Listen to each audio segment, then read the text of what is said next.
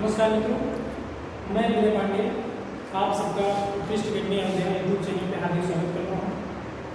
आज से हम लोग डीएलएड वाले विद्यार्थियों के लिए एक नई श्रृंखला के साथ आए हैं, जिसमें हम अपनी मैथ की तैयारी को सुदृढ़ बनाएंगे, है ना। आप डीएलएड 4th सेमेस्टर की तैयारी अगर हमारे साथ करना चाहते हैं तो आप हमारे साथ जुड़ सकते हैं इस माध्यम से, प्लेटफॉर्म से, उत्कृष्ट अकेडमी अयोध्या यूट्यूब चैनल के माध्यम से। आप लोग बाकी सभी विद्यार्थियों के साथ भी इसे साझा कर सकते हैं। मैं आशा करता हूं कि जो भी चीज़ें बताई जाएंगी आपके लिए बेनिफिशियल, यूजफुल साबित होंगी, है ना। चलिए स्टार्ट करते हैं। आज हम लोग पहला टॉपिक अपना स्टार्ट करते हैं। बिल्कुल मैं शुरू से लेकर, है ना, पढ़ाऊँगा आप लोगों को। डेली एक वीडियो आपको मिलती रहेगी यहाँ से, है ना। और उसी कड़ी में आज जो है हमारा पहला टॉपिक होगा। अच्छा, एक ख़ास बात मैं बताना चाहूँगा कि जो भी बच्चे टेट में, यूपी टेट या सीटेट की तैयारी भी कर रहे हैं, वो भी इस वीडियो को देख सकते हैं, क्योंकि सारी चीज़ें जो आप अगर अच्छे से सेमेस्टर पढ़ लेते हैं, फर्स्ट, सेकंड, थर्ड और फोर्थ, तो आपको टेट के लिए या सीटेट के लिए मैथ पढ़ने की ज़रूरत कभी नहीं पड़ती है ना।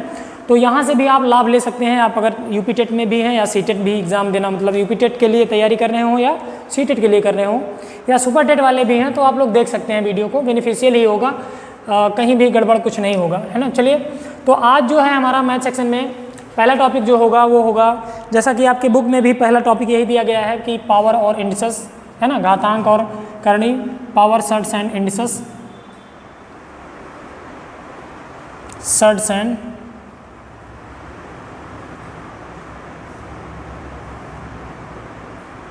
इंडिसेस।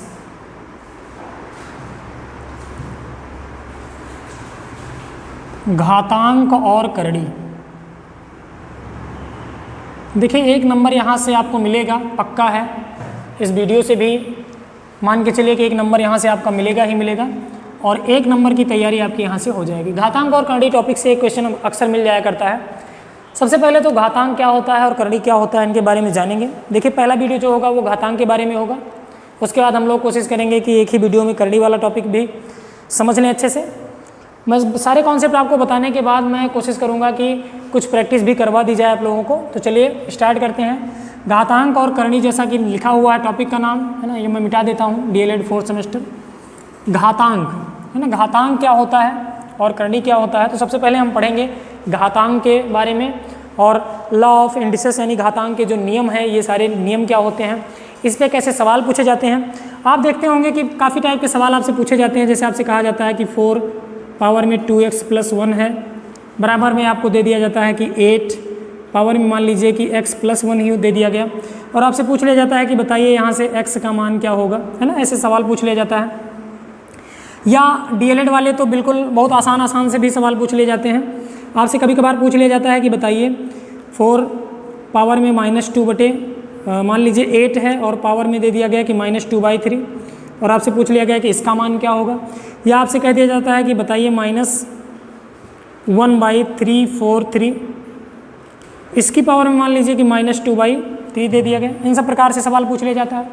आपसे कहा जाता है कि 3 की पावर में x - 1, है ना, और दिया गया हो कि 3 की पावर में यहाँ से x + 1, बराबर में आपको दे दिया गया हो कि मान लीजिए 90 है ना, और आपसे पूछ लिया जाए कि बताइए x का मान क्या होगा, है ना। तो इन सब प्रकार से सवाल आपसे पूछ लिए जाते हैं कि ये क्वेश्चन दे दिया गया कि बताइए x + 1 3x - 1 और प्लस 3x + 1 बराबर 90। तो इस पे सवाल, इसमें x का मान ज्ञात कीजिए, है ना, ऐसे सवाल पूछ लिए जाते हैं। तो पावर, यही सवाल जो होते हैं, ये सारे के सारे सवाल जो होते हैं, ये घातांक के नियम पे आधारित सवाल होते हैं, है ना। कि छोटे छोटे क्वेश्चन आपसे डीएलएड में पूछ लिए जाते हैं, एक नंबर के। आप देखते होंगे कि पहला जो बहुविकल्पीय प्रश्न होता है या अति लघु उत्तरीय में, तो ऐसे सवाल भी आपको कभी कभार मिल जाया करते हैं, है ना। तो आप आसानी से लगा पाएंगे अगर आपको सारी चीज़ें पता होंगी। सबसे पहले देखते हैं कि घात और बेस, आधार, घात और ये घातांक, ये सारी चीज़ें होती क्या हैं, है ना। तो सबसे पहले देखिएगा कि जैसे कोई संख्या लिखी गई हो, कोई कुछ लिखा गया हो, जैसे लिखा गया a की पावर n, तो आप सबसे पहले यहाँ पे देखिएगा कि a जो है, a को हम क्या बोलते हैं, बेस बोलते हैं, है ना। बेस यानी कि हम बोलते हैं आधार। a क्या है, बेस है, यानी कि आधार है।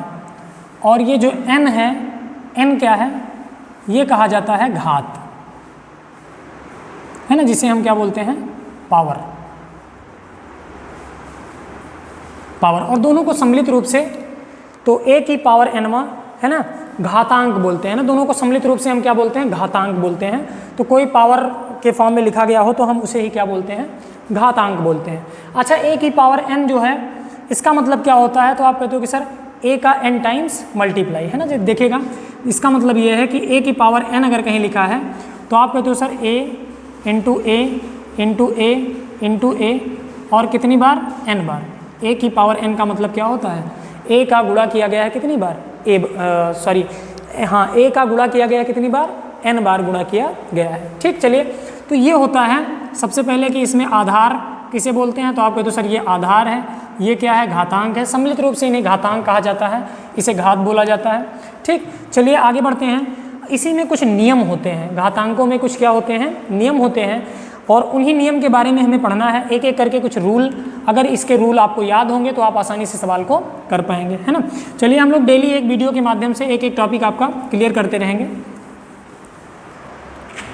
सबसे पहला, अगर आपसे कहीं भी दिया गया हो कि a गुना a, जैसा कि अभी पहला ही नियम जो यही हमने लिखा था, a गुना a, और ये कहाँ तक दिया गया हो, n बार, मतलब a का गुणा किया जाता हो कितनी बार, a बार, n बार, तो आप कहते हो सर a की पावर में क्या हो जाएगा, ये n हो जाएगा, है ना। इसका मतलब क्या हुआ, आप जानते हो कि सर आधार सेम होने पर, पहला नियम क्या है, आधार सेम होने पर गुणनफल में घातें क्या होती हैं, जुड़ जाती हैं। इसका मतलब ये हुआ कि आधार सेम है, इसका मतलब ये हुआ कि a की पावर में दिया गया है x, गुणे a की पावर में क्या दिया गया, y, और गुणे a की पावर में ही क्या दिया गया हो, z।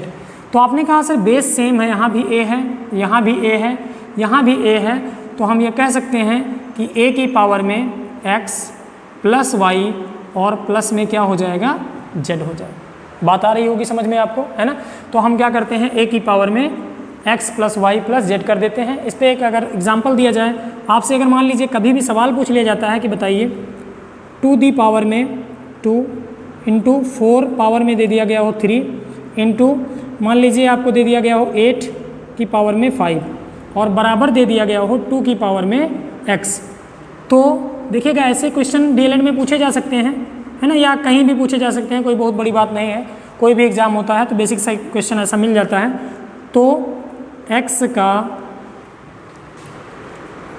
मान ज्ञात कीजिए, है ना, ऐसा सवाल मिल गया आपसे। तो आपको पता है कि सर अगर इस टाइप का सवाल आ गया है तो बिल्कुल बेसिक सा सवाल है ये, हमें कुछ नहीं करना, हमें इन सबको 2 की पावर में यानी कि बेस सेम कर लेना है। देखो 2 की पावर में यहाँ क्या है 2, इस 4 को भी हम क्या लिखते हैं, तो आप कहते हो सर 4 जो है वास्तव में 2 गुना 2 है ना, और 2 का 2 बार गुणा है। तो अभी आपने पढ़ा कि गुणनफल में बेस सेम होने पे घातें जुड़ जाती हैं, यानी इस 4 को आप क्या लिख सकते हो 2 का स्क्वायर। तो इस 4 को अगर हम 2 का स्क्वायर लिख देंगे तो इसकी पावर में क्या है 3 है। अभी अगला नियम लिखा रहे हैं इसके बारे में। और ऐसे 8 को आप कहते हो सर 8 जो लिखा है ये है 2 गुना 2 गुना 2 यानी 2 की पावर में 3। तो यहाँ हम क्या लिख देंगे 2 की पावर 3 और इसकी पावर में भी क्या लिखा है 5। ये है 8, ये है 4, ये है 2 बराबर 2 की पावर में x। अब यहाँ से आप कह सकते हो सर 2 की पावर 2 गुणे 2 की पावर में इन दोनों का मल्टीप्लाई हो जाता है। अभी हम लोग लिखेंगे अगला नियम 2 3 6, ये होगा 3 5 15 यानी 2 की पावर में 15 और बराबर 2 की पावर में x। अब आपने कहा सर बेस सेम हो गया, यहाँ देखिएगा a यानी यहाँ भी इसी प्रकार का हो गया। तो घातें क्या होंगी जुड़ जाएंगी, है ना। तो ये जोड़ लीजिए आप 2 की पावर में 6 2 8 है ना, और 15 8 कितना हो जाएगा 23। तो आप कहोगे सर 2 की पावर में 23 बराबर 2 की पावर में क्या हो गया x हो गया। ठीक, अब यहाँ पे अगला नियम आप जानते हैं कि सर अभी मैं बता रहा हूँ, बाकी आप यहाँ पे ये चेक कर लीजिएगा कि अगर बेस सेम हो तो हम तुलना कर देंगे घातों की। x बराबर कितना आ जाएगा 23, तो आपका उत्तर आ जाएगा x का मान 23 के बराबर। मैं उम्मीद करता हूँ कि ये बात आप समझ पाए होंगे, है ना। चलिए, अगर नीचे दिखाई नहीं दे रहा होगा तो यहाँ से आप लिख सकते हैं, इसको यहाँ तक दिखाई दे रहा होगा, यहाँ आप लिख सकते हैं 2 की पावर में 23 बराबर 2 की पावर में x। तो आप कह सकते हो सर तुलना करने पे x का मान किसके बराबर आ जाएगा 3 के, और यही हमारा क्या हो जाएगा, आंसर आ जाएगा, है ना। तो ये होता है कि अगर बेस सेम होगा, है ना, तो गुणनफल में घातें जुड़ जाती हैं। ये है पहला नियम हमारा घातांक का। इस पर एक क्वेश्चन भी मैंने करवा दिया आपको, अभी और बहुत सारे क्वेश्चन हम लोग करेंगे, लेकिन आप ये समझते रहिएगा, काफ़ी इंपॉर्टेंट है ये घातांक हर एक टॉपिक के लिए, है ना। कोई भी टॉपिक आप वर्गमूल अभी पढ़ेंगे, आगे चल के घनमूल पढ़ेंगे, या कोई भी टॉपिक करनी भी पढ़ेंगे, तो घातांक का नियम जो है इसमें काफ़ी इंपॉर्टेंट है ना। तो मैं एक एक करके सारे नियम पहले लिखवा देता हूँ, आप लोग एक कॉपी बना लीजिए सुंदर सी, उसमें जय माता दी और जो भी आप लिखते हो, है ना, 786 या जय माता दी, या कुछ लोग सत श्री अकाल जो भी लिखते हैं लिख लेंगे और आगे बढ़ेंगे। देखिएगा, हम ये कह सकते हैं कि सर पहला नियम हमने ये पढ़ा कि a गुना a अगर n बार हम करेंगे तो हमारा आएगा a की पावर में n। दूसरा a की पावर x गुणे a की पावर y गुणे a की पावर में z होगा, तो a की पावर में x plus y plus z हो जाएगा। बात आ रही होगी समझ में, है ना। तो ये तो था पहला, ये हो गया हमारा दूसरा नियम, है ना। अगर तीसरे नियम की बात की जाए तो आप कहते हो सर a की पावर में मान लो है m, नीचे है a की पावर में n। ध्यान देना, यहाँ भी बेस क्या है, सेम है, यहाँ पे है a की पावर m और यहाँ पे क्या है, a की पावर n। ध्यान देने वाली बात ये है कि सर जब ये n जो है ऊपर जाएगा, बेस सेम होगा, और एक कंडीशन होगी, कौन सी कंडीशन होगी कि a की पावर में m ऐसे लिख लेंगे, और बेस सेम होने पर ये n ऊपर जाता है तो ये माइनस में हो जाता है ना। या आप ऐसे भी कर सकते हो कि सर a की पावर m गुणे a की पावर नीचे n है, ऊपर जाएगा तो ये माइनस n हो जाएगा। तो गुणनफल में घातें जुड़ेंगी बेस सेम होने पे, तो a की पावर में m माइनस क्या कर देंगे, n। और ये होगा कब, तो आप कहोगे सर यदि m जो है वो बड़ा होगा किससे, n से। तो ये पहला केस है इसका। यही चीज़ अगर दूसरा केस की बात की जाए, इसी में ये पहला केस था, दूसरा केस क्या होता है कि यदि m मान लीजिए छोटा हो n से, m का मान छोटा हो। अच्छा, इसको समझ लीजिए m बड़ा होने का मतलब, जैसे मान लो कोई सवाल आपसे पूछा गया हो, क्वेश्चन ऐसे मैं एक देता हूँ, आपसे कहा गया हो कि बताइए 27 की पावर में 12 और बटे में हमें दे दिया गया हो 3 की पावर में 8, और आपसे कहा जाए का मान ज्ञात कीजिए, है ना। ऐसे सवाल मिल गया, आपसे पूछा गया क्या मान ज्ञात कीजिए, तो आप कहते हो सर सबसे पहला काम तो हमें ये करना है कि इसे बेस में, समान बेस में तोड़ना है। 27 क्या होता है, 3 की पावर में 3, और इसकी पावर में क्या दे दिया गया है 12, बटे में 3 की पावर क्या है 8। अब ये हो जाएगा 12 तियाँ 36, यानी 3 की पावर में क्या हो जाएगा 36 बटे 3 की पावर में 8। ये 8 ऊपर जाएगा तो 3 की पावर में 36 माइनस क्या हो जाएगा 8, और जब आप करोगे 36 में से 8 तो ये हो जाएगा 28, ठीक, 3 की पावर में 28, तो इसका आंसर क्या आ जाएगा 28। यहाँ पे आपने एक चीज़ देखा कि ये जो 36 है ये बड़ा है किससे, 8 से। यही मैंने कहा कि m जो है n से क्या होगा, बड़ा होगा।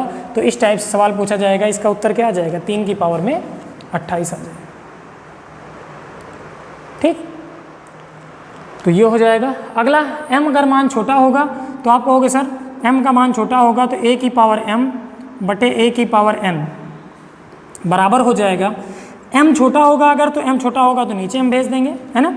तो आप कह सकते हो कि सर या तो उल्टा कर देंगे, जैसे मान लीजिए आपसे सवाल यही वाला पूछा गया होता, यहाँ पे 8 दे दिया गया होता, 3 की पावर 8, इसको रहने दीजिए। ये मान लीजिए कि एक दूसरा सवाल है इस टाइप से कि यहाँ पे है 3 की पावर में 8 और यहाँ पे 3 की पावर में मान लीजिए 12 दे दिया गया, है ना। जब आप इसको सॉल्व करते हो तो आप कहते हो सर इसको इस बार नीचे भेजेंगे, है ना। ये हो जाता है 1 बटे 3 की पावर 12 गुणे नीचे जाने पे ये 3 की पावर में क्या हो जाता है -8, है ना। ये नीचे चला गया तो -8, तो ये हो जाएगा 1 बटे 3 की पावर में 12 में से 8 जाएगा 4, और 1 बटे 3 की पावर 4 का मतलब क्या हो जाएगा 81।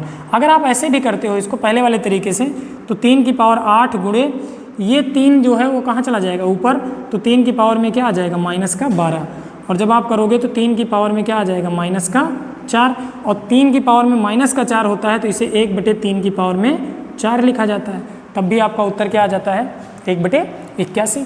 तो इसलिए आपको ध्यान ये देना है कि ये सदैव आता है 1 बटे a की पावर में, है ना, n माइनस m, ठीक। जब भी m का मान जो है वो छोटा होगा किससे, n से, तो ये होता है 1/a की पावर n माइनस m। ठीक, तो ये दो नियम हैं।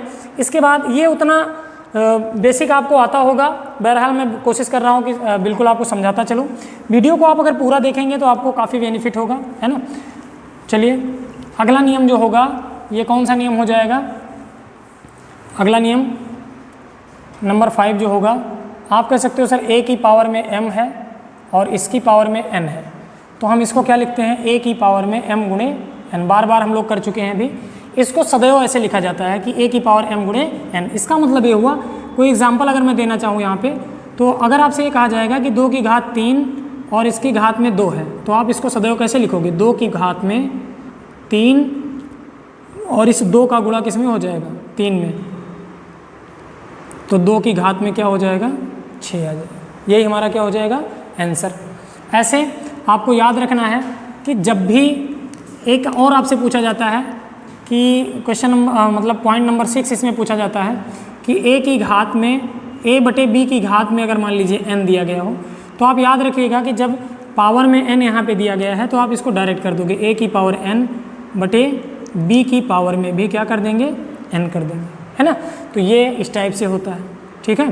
तीसरा, अगर आपसे अगला पॉइंट देखा जाए, आपसे ये कहा जाए कि अगला पॉइंट, आप अगला पॉइंट ये याद रखिएगा कि a की पावर में 0 हो, है ना। कोई भी वास्तविक संख्या हो और उस वास्तविक संख्या की पावर में 0 हो तो हम सदैव इसका मान क्या लिखते हैं, 1 लिखते हैं।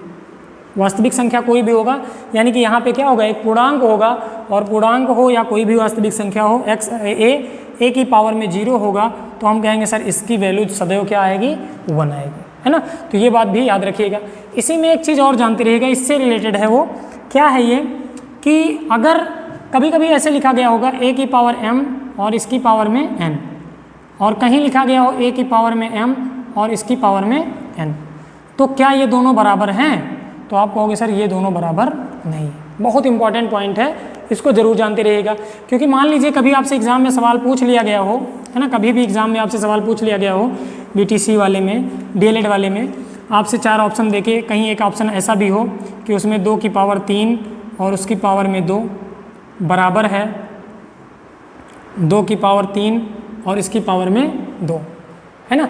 तो आप से ये दिया गया हो कि क्या ये बात सही है, तो आप अगर उसको टिक लगा देंगे या आप कहेंगे हाँ सर ये बिल्कुल सही है, तो ये क्या हो जाएगा, गलत हो जाएगा, है ना। क्यों, क्योंकि इसका मतलब क्या होगा, तो आप कहोगे सर 2 की पावर में इसको ओपन करेंगे तो 3 गुणे क्या हो जाएगा, 2, जो कि आएगा 2 की पावर में 6, 3 दूना 6।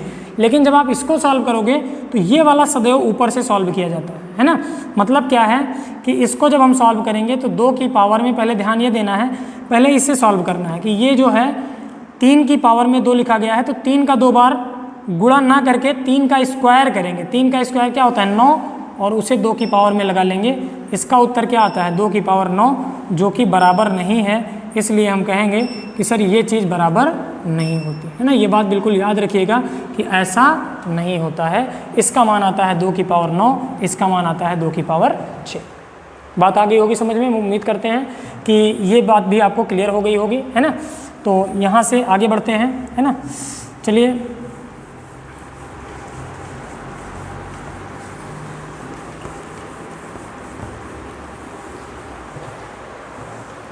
ठीक, देखिए अगला पॉइंट क्या है। अगला पॉइंट याद रखिएगा कि जैसे a की पावर में आपको दिया गया हो m और बराबर में b की पावर में, नेक्स्ट पॉइंट जो भी होगा ये 7वां 8वां जो भी आप डालना चाहेंगे, अगर घातांक बराबर होगा, घातें बराबर होंगी, तो बेस भी क्या होगा।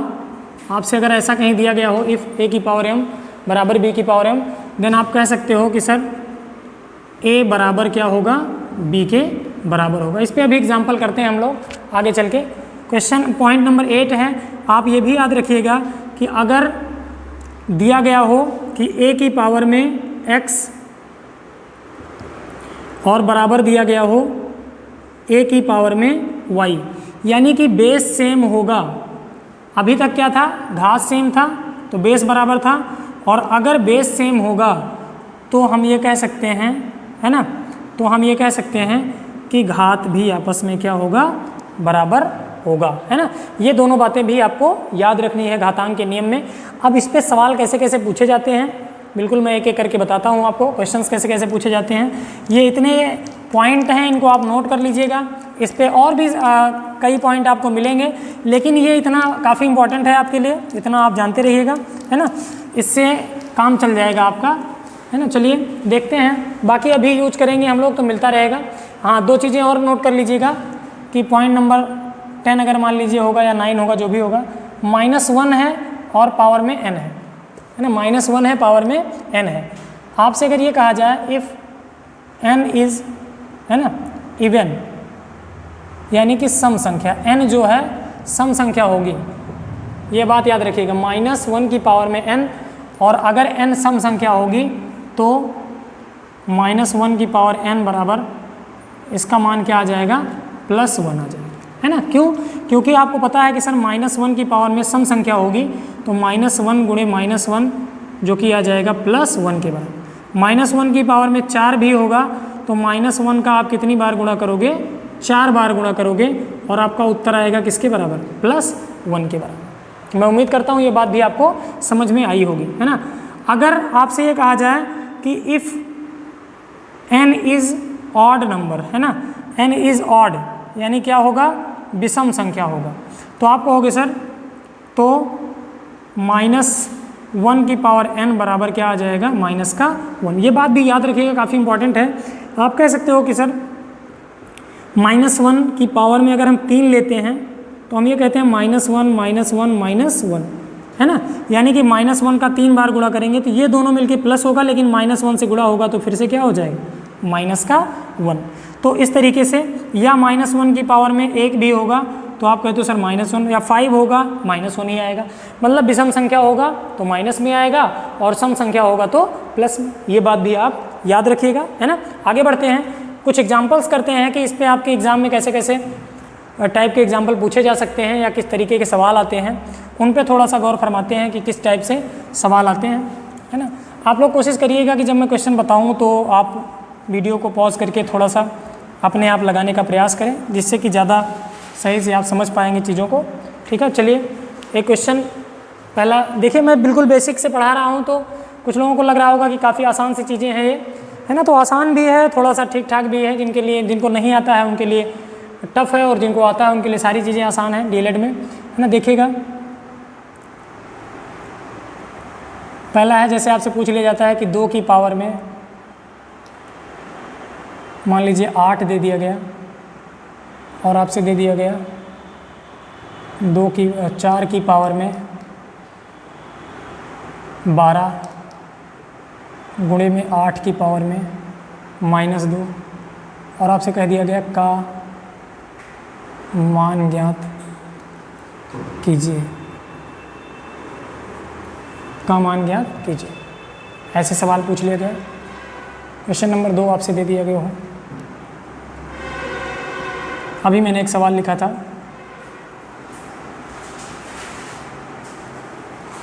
है ना, और इसकी पावर में अगर आपको दे दिया गया हो -2/3, का मान ज्ञात कीजिए। ऐसे क्वेश्चन नंबर 3 मान लो आपको दिया गया हो,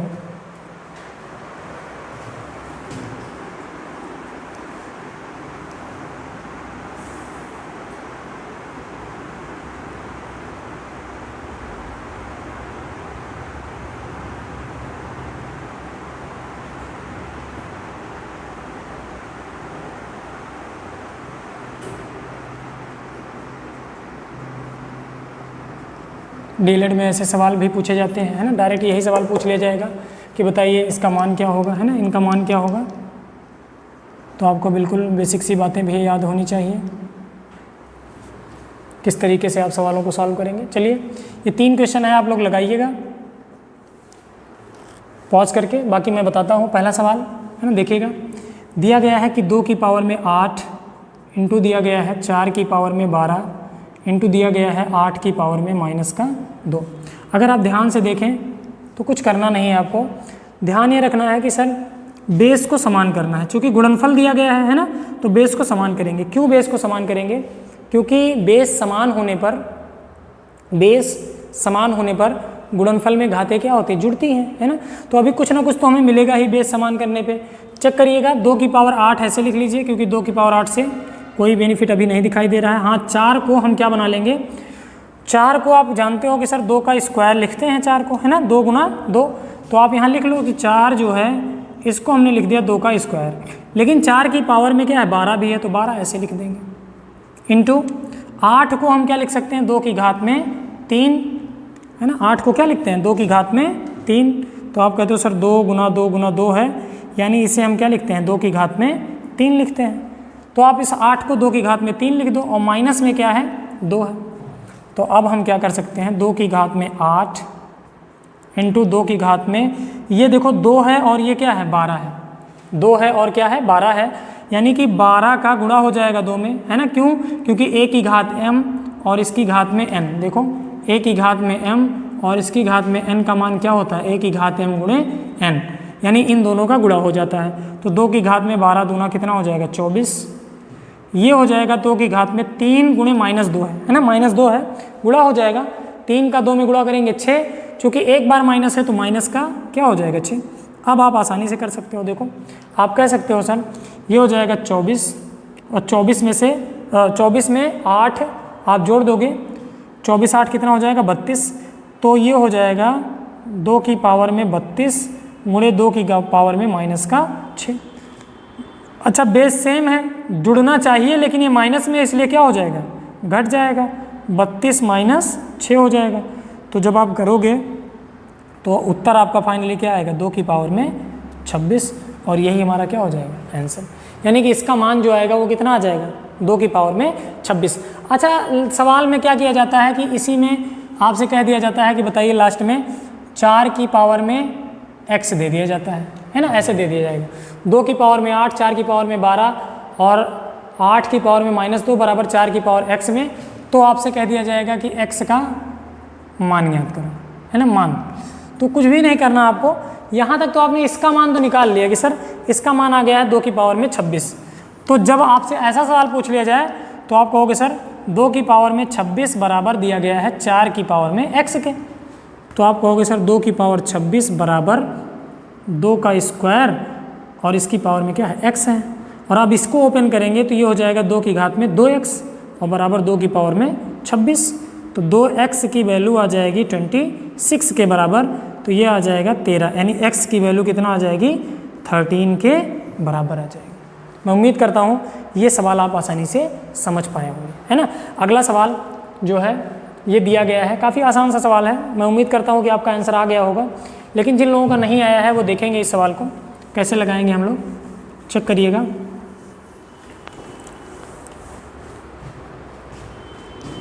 -1 पावर में दिया गया 343 और इसकी पावर में -2/3, है ना, ऐसा सवाल है घातांक में।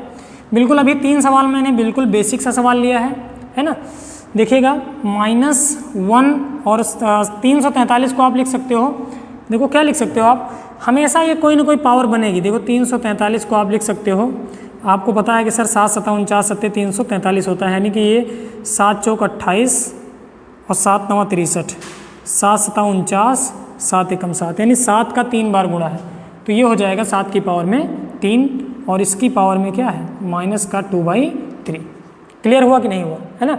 आगे देखिएगा, जब एक स्टेप और बढ़ाएंगे तो आपको पता है कि सर जब भी नीचे होता है, कोई पावर नीचे होता है, जैसे 1/a की पावर m होता है ना, तो ये ऊपर जाता है तो ये क्या हो जाता है माइनस में हो जाता है। देखो ये हो जाता है a की पावर में -m, ये भी याद रखिएगा, अगर मैं वहाँ पे भूल गया होऊंगा तो ये बात बिल्कुल याद रखिएगा कि 1/a की पावर m है तो ये हो जाएगा a की पावर में -m, और अगर कहीं a की पावर -x लिखा है तो इसका उल्टा आप विपरीत लिख सकते हो, a की पावर में x, ऐसे लिख सकते हो आप। तो ये बात याद रखिएगा कि जब ये 7 की पावर 3 है ऊपर भेज देंगे इसको, तो ये माइनस तो पहले से लगा है, और ये 7 की पावर जो 3 है, 3 की पावर क्या हो जाएगी, जो 3 पावर में है ये माइनस में हो जाएगी, तो ये हो जाएगा 7 की पावर में -3, है ना, ये इस तरीके से। अब आपको याद रखना, और इसकी भी पावर में दिया गया है क्या -2/3। क्लियर हुआ कि नहीं हुआ, है ना। अब ध्यान दीजिएगा, आप कहोगे सर ये हो जाएगा -7, अच्छा हाँ ये ऐसे कर सकते हैं आप इसको, -7 की पावर में ये क्या है 3 है ना, ये माइनस है पहले से ही, तो -7 की पावर में 3 हो जाएगा। और इसकी पावर में क्या दिया गया है, -2/3। अब -7 की पावर में 3 का इसमें गुणा हो जाएगा, क्योंकि गुणनफल मतलब a की power m into power n जो होता है ये गुणा हो जाती है पावर का। इसको इधर लिख देते हैं, -7 पावर में -3 इंटू -2/3 हो जाएगा। 3 कैंसिल हो जाएगा। -7 की पावर में ये माइनस और ये माइनस का गुणा होगा तो प्लस हो जाएगा 2, और 7 का स्क्वायर क्या होता है 49। चूँकि -7 दो बार गुणा होगा तो उत्तर किस में आएगा, प्लस में आएगा। तो आपका जो फाइनली उत्तर आया है इस सवाल का दूसरे का, ये कितना आया है, 49 आ गया। उम्मीद करता हूँ ये बात भी आपको समझ में आ गई होगी, है ना। तीसरा सवाल देखिएगा। तीसरा सवाल आप आसानी से लगा सकते हो।